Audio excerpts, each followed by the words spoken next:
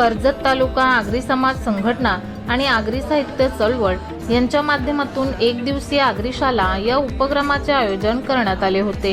या आगरी शालेचे उद्घाटन व आगरी ग्रंथालयाचे उद्घाटन सामाजिक कार्यकर्त्या रेश्मा अनिल जोशी यांच्या हस्ते झाले। या प्रसंगी हबब जयेश महाराज भाग्यवंत, रायगड भूषण कवी LB पाटील, इतिहास अभ्यासक वसंत कोलंबे, लेखक मोरेश्वर पाटील, संगीतकार दया नाईक, आगरी ग्रंथालय चळवळ प्रमुख साहित्यिक सर्वेश तरे, कवी प्रशांत मोरे आणि शिवनाथ बाबा आदी मान्यवर उपस्थित होते।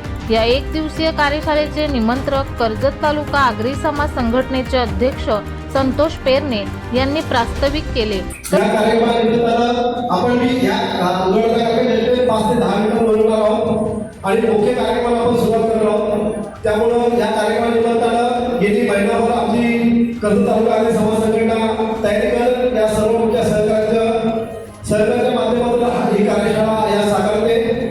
आणि पाटील साहेब समोर बसले, आपण वरती आले तर बरं झालं असते। आजच्या कार्यक्रमाच्या निमित्तानं आपण दिवसभर चर्चासत्र, वेगवेगळ्या विषयावर चर्चासत्राच्या माध्यमातून आगरी भाषा शिकवण्याचा प्रयत्न करावा। या सर्व चर्चासत्रासाठी उपस्थित सर्व सभासदांचे, प्रशिक्षणार्थींचे आणि शिबिरार्थींचे मी या ठिकाणी स्वागत करतो आणि या ठिकाणी प्रस्तावित कार्यक्रम संपवतो। धन्यवाद। जय हिंद, जय महाराष्ट्र, जय आगरी।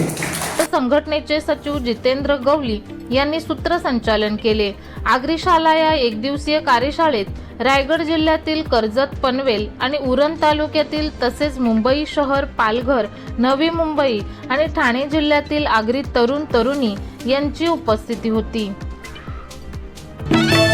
चल बाला भरली शाला, चल बाला भरली शाला, शालन शिकवू आगरी बोलाला, आगरी लिवाला, आगरी झापाला, सांगू चिली पिली बारके मोठ्यांना झापाला, टिकवू बोली भाषा।